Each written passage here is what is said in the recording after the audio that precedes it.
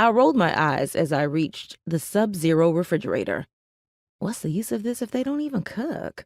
I mumbled to myself as I placed the bags on the counter beside it and started unloading the containers, organizing them on the empty shelf. "What are you doing in my house?"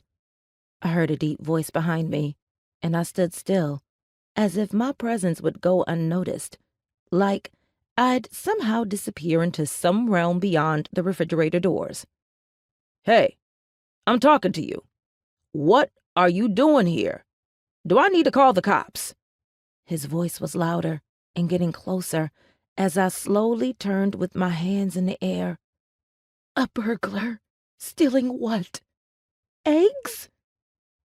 "I'm just dropping your food delivery, sir," I said with a shaky voice. Then our eyes connected, but as soon as they did, he was buckled over in laughter.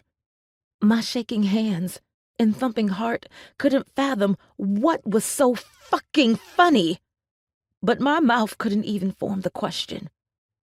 "Wait, you aren't the normal delivery guy," he said after his laughter subsided. "No shit, Sherlock," was what I was thinking, but I said, "No, I'm not." "My bad." He looked at my hands, still in the air. "You good?"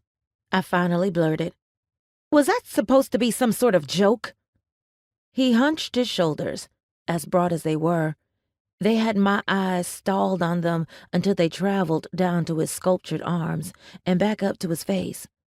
The grin he was rocking was doing something to my insides, but I was still too angry to allow that feeling to take over. "Not exactly funny," I allowed myself to counter as I gathered the empty bag in my hand and stormed out of his kitchen. "I'll just let myself out." "Wait," he yelled from behind me, but I continued my path, out of the door, which was oversized to me, but likely perfect for his extra-long body, and to my car. With a hand on the door handle, I looked back at the house and prayed whoever the delivery guy was who flaked on his shift that day would be forever healed and perfectly capable of making his own damn deliveries from there on out. The entire drive from the home in Beverly Hills back to Chef Mabel's kitchen, I considered what living in LA would really be like. Back at home, I was working crazy hours at Red Lobster and filming cooking videos in the kitchen of my small apartment. It wasn't until the internet convinced me that I might have a knack for cooking that I decided to find something else, to go for something more than cooking mandated recipes. Then the opportunity to work with Chef Mabel fell in my lap. Okay, so maybe the opportunity didn't exactly fall into my lap. Chef Mabel was my aunt's friend's cousin, or something like that.